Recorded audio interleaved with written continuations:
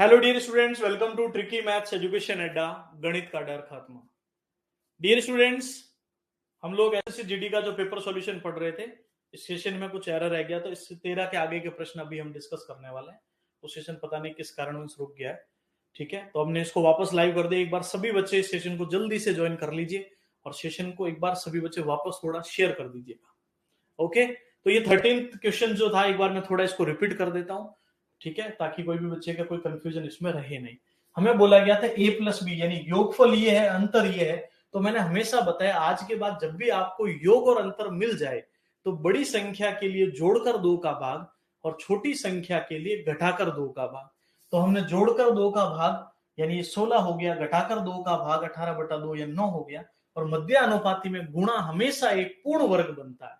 तो 9 × 16 144, किसका रिजल्ट हो जाएगा? 12 का। क्लियर है? अब चलते हम लोग आगे की ओर। अगला क्वेश्चन है हमारे पास, 2 की पावर 305 और 303 को 9 से विभाजित किया जाए। तो सबसे पहले देखो, 2 की पावर 305 प्लस 303 को हमें 9 से विभाजित करना है। तो सबसे पहले तो मुझे बताओ, ऐसी कौन सी वैल्यू है जो 9 के विभाजित होने के नियर बाई या नजदीक में हो सकती है। तो सबसे पहले देखो, 2 का क्यूब होता है 8, नहीं कटेगा। 2 की पावर 4 तो हो जाता है 16। ठीक है, 16 अगर हम कर सकते हैं 2 की पावर 4, लेकिन बाकी जो वैल्यू बचती है ना, 2 की पावर 4 इधर चला गया, 301। तो ये किसी का कोई गुणज नहीं बनता है कि किसी नंबर का गुणा करे तो 301 आ जाए, तो ये कर नहीं सकते। तो फिर 2 की पावर 5 इसको रख के ट्राई करो ताकि नियर बाई वैल्यू मिले। 2 की पावर 5 इंटू 2 की पावर 300 हो रहा है। अब 300 का ऐसा गुणनखंड ले लो जो इससे विभाजित हो सके, तो इसको हम ऐसे लिखेंगे, 2 की पावर 6 इंटू 50 लिख दो। अब 2 की पावर 6 क्यों लिया, इसका रीजन सुनना, भी बताते हैं आपको। और प्लस में 303/9। अब ध्यान से सुनना, 2 की पावर जो 5 होता वो तो हो गया 32, और 2 की पावर 6 होता 64। अब आप बताना, इसके बटे में 9 है और प्लस 303। अब ये तो 9 से छोड़ो, इसको देखो, 9 7 63, एक बचा ना, ये 64 की पावर 50। तो यहां जब भाग देंगे तो एक बचेगा, और 1 की पावर 50 आप, अब 1 की आप कितनी भी पावर करोगे ना, रिजल्ट सेम ही रहता है। तो 1 का 1 रहेगा, तो 32 प्लस 303/9। अब आप सब लोग बताओ, 9 को जब भाग देंगे, 9 चौक 36, तो 9 तिया 27 प्लस का 5 बच रहा है शेष पर। 9 तिया 27 में 3 9 27, फिर कितना बच गया बोलो? और नहीं तो फिर भाग देंगे तो 9 चौक 36 में इसका रिजल्ट जो है -4 शेषफल बचेगा, और 9 तिया 27 27 में फिर यहाँ प्लस का 6 बचेगा। अब आप लोग बताओ, -4 में से प्लस का 6 गया, तो प्लस का 2 जो है वो अपना शेषफल बच जाएगा, जो आपके इस ऑप्शन में भी मौजूद है। इसको एक तरीका और भी है, आप चाहो 32 नहीं तो 27 मान के कर सकते हो। यहाँ 5 बचेगा, यहाँ कितना बच जाएगा बोलो? 6, और 9 तिया 27 में बच जाएगा 5। 6 और 5 के कॉन्सेप्ट से भी कर सकते हो आप चाहो तो। इसको 27 में 3, 9 तिया 27 में 6, तो कितना बच जाएगा फिर? तो 6 ये हो जाएगा और 5 वो बचेगा। तो ये तरीका आपके बेस्ट है, इसी वाले से करो आप लोग। तो हमेशा ध्यान रखना, ऐसे प्रश्नों में आपको नियर बाई वैल्यू लानी ही पड़ेगी, तब आपका रिजल्ट उसमें बनेगा। एक वस्तु का अंकित मूल्य 1 लाख रुपए था, लेकिन दुकानदार ने 20% और 10% की 2 दोहरी छूट दी, तो उसने किस मूल्य पर बेचा? तो अगर मार्क प्राइस अपने 1 लाख है और 20% और 10% की दोहरी छूट दी, तो 20 और 10 की छूट होगी, पहले 20 की छूट 80, 10 की छूट होगी 90। तो सबसे पहले ध्यान से सुनिएगा, 4 0 से 4 0, 8 9 72, तो रिजल्ट हो जाएगा 72,000, जो आपके बी ऑप्शन में ही मौजूद है।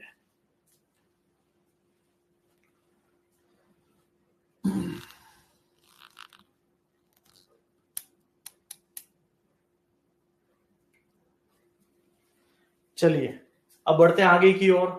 गुरुजी, आर्मी डॉक्यूमेंट्स वेरिफिकेशन, क्या हुआ? आर्मी डॉक्यूमेंट वेरिफिकेशन पता नहीं क्या था, हटा दिया। चलो, रॉबिन दूरी का 1/4 भाग 20 किलोमीटर प्रति घंटा की चाल से, अगला 1/4 भाग 10 किलोमीटर प्रति घंटा की चाल से, शेष भाग 80 किलोमीटर प्रति घंटा की चाल से तय करता है। संपूर्ण दूरी के लिए रॉबिन की औसत चाल क्या होने वाली।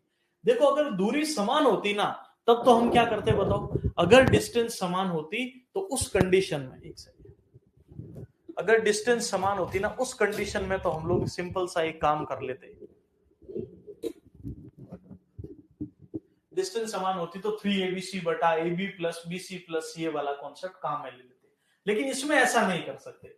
इसका रीजन ये है कि यहाँ पर डिस्टेंस अलग अलग है। तो सबसे पहले ध्यान दीजिएगा, एक चौथाई दूरी शेष दूरी, पहले पार्ट में देखो एक चौथाई दूरी, दूसरे पार्ट में भी एक चौथाई दूरी, तीसरे पार्ट में शेष दूरी, और शेष होती 1 माइनस 1/4 1/4, और एलसीएम लोगे तो 4 बना, 4 माइनस 1 और 1 यानी 2/4 यानी 1/2।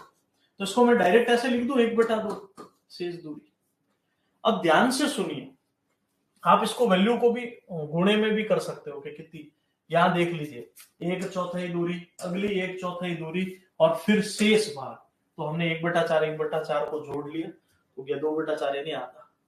तो अब हम एक काम कर सकते हैं, यानी इसको चाहो तो सरल भी कर सकते हो 4 से गुणा करके, जब अनुपात बट्टे में होना तो एलसीएम से गुणा करते हैं, 4 एकम 4 1 किलोमीटर, 4 एकम 4 1 किलोमीटर, 2 दूनी 4 2 किलोमीटर, तो ये वैल्यू बन चुकी है। अब ध्यान से सुनना, औसत चाल लानी है, औसत चाल बराबर होता है दूरी बटा समय। अब दूरी अलग अलग है ना, तो दूरी बटा समय, दूरी तो ये होगी अपने, बटे में समय होता है दूरी बटा चाल, दूरी बटा दूसरी स्पीड बताओ 10, और तीसरे में दूरी बटा चाल 2/80। ये सिंपल सी प्रक्रिया को अब हमें फॉलो करना है। अब ध्यान से सुनिएगा मेरी बात को, 3 और 1 4 हो गया, ऊपर तो 4 बन गया, बटे में देखो एलसीएम 80, 20 से 4, 10 से 8, 80 से 80 2, तो 8 4 12 और 2 14, तो 4 इंटू 80/14, तो ये 2 बार, ये 7 बार, 160/7, तो 7 दूनी 14, फिर 2 बचे, फिर 6 बचे, 8 7 56, तो ऐसे बनेगा। तो इसको अप्रोक्सीमेट लेकर हम लोग 22.86 रखेंगे, और 22.86 आपके डी ऑप्शन में। मैं ये कहूंगा कि थोड़ी बहुत जो गणना थी ना वो मात्र आपके इस क्वेश्चन में और एक आध क्वेश्चन जो पहले था उनमें थोड़ी बहुत गणनाएं थी आपके।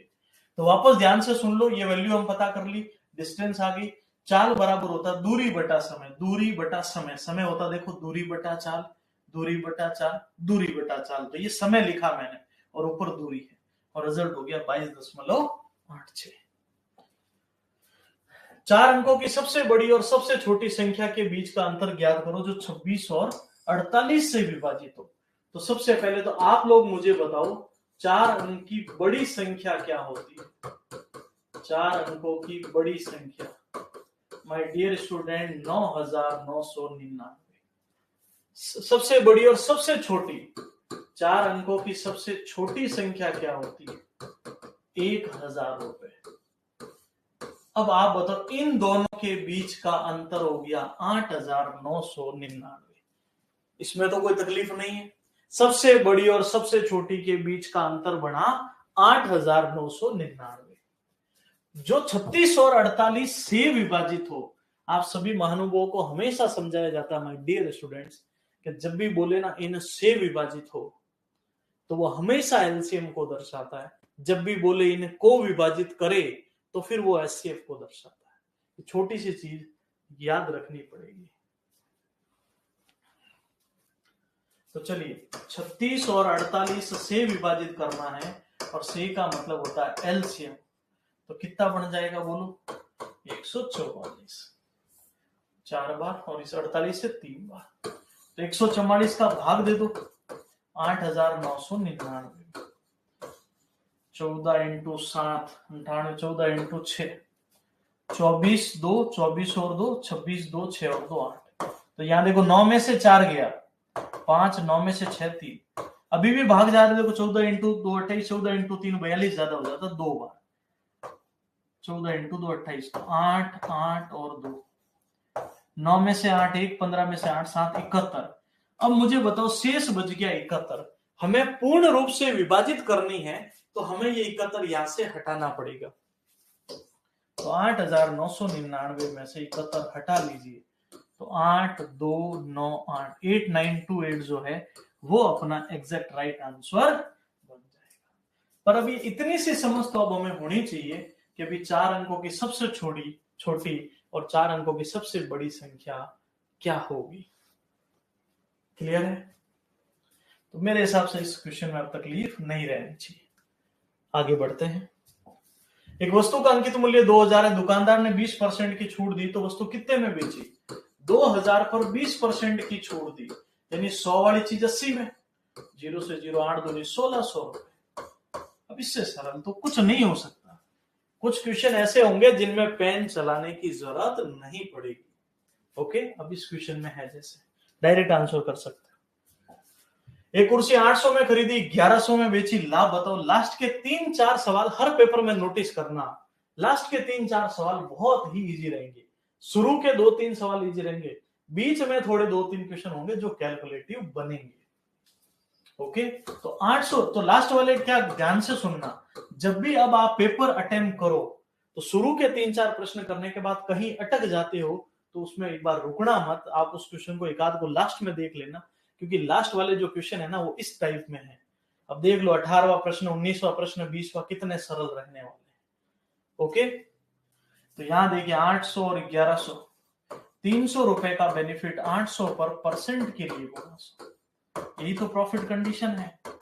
0 से 0, 4 से 25 बार, 4 से 2 बार, 75/2, और माय डियर स्टूडेंट 75/2 होता है 37.5%, और ये हमारे पहले ही ऑप्शन में मौजूद है।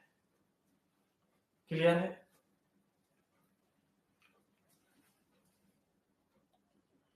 चलिए अब अगला क्वेश्चन।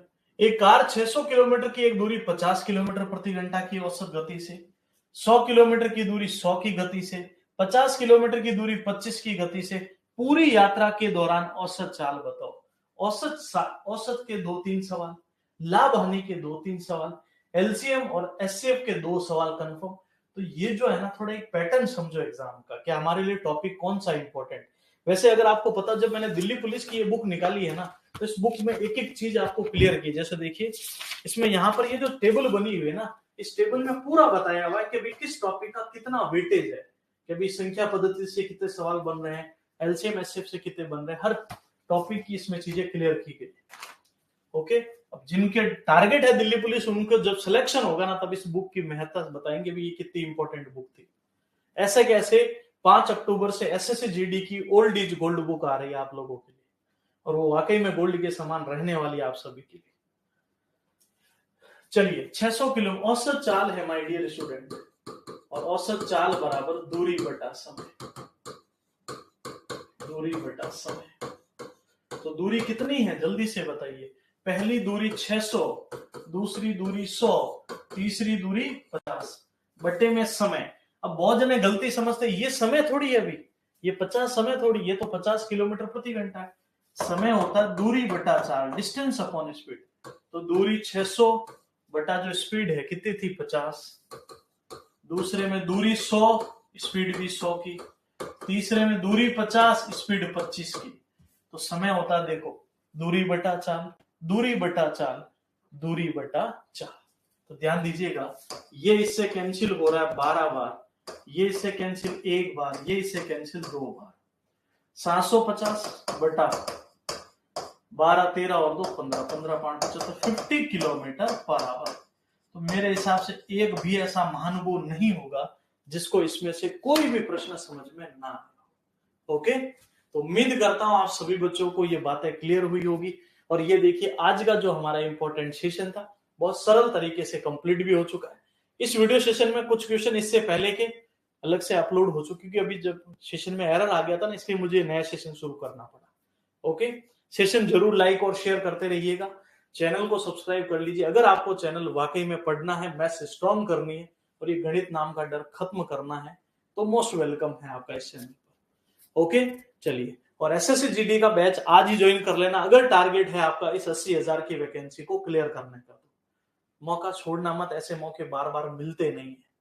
ठीक है, तो एसएससी जीडी का बैच ज्वाइन कर लो, उसमें सारे प्रीवियस ईयर, ये वाले भी, इससे पहले 21 वाले भी, सारे प्रीवियस ईयर मिलेंगे, सारे टॉपिक बाय टॉपिक वीडियोस मिलेंगे, पीडीएफ नोट्स मिलेंगे, आपको सारे के सारे आपके मॉक टेस्ट मिल जाएंगे उसी में, तो अलग भागने की जरूरत नहीं होगी गणित के लिए।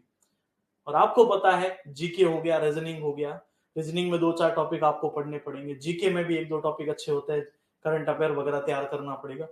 हिंदी में इतनी दिक्कत नहीं आएगी, लास्ट में कहोगे तो हिंदी के मैं पेपर से एक बार सॉल्व करा दूंगा आप लोगों को, ठीक है, मतलब यहाँ यूट्यूब के ऊपर है ना, वो बैच में तो ओनली मैथ्स का ही बैच है, ठीक है। चलिए, और आगे हो सकता है हम लोग रीजनिंग के लिए भी अप्रोच करेंगे, रीजनिंग का कोई बैच लेकर आएंगे एसएससी जीडी के लिए, लेकिन अभी टारगेट है कि एसएससी जीडी का जो मैथ्स बैच है आप उसको ज्वाइन कर सकते हो, उस टारगेट को ध्यान में रखते हैं। ओके, थैंक यू, जय हिंद।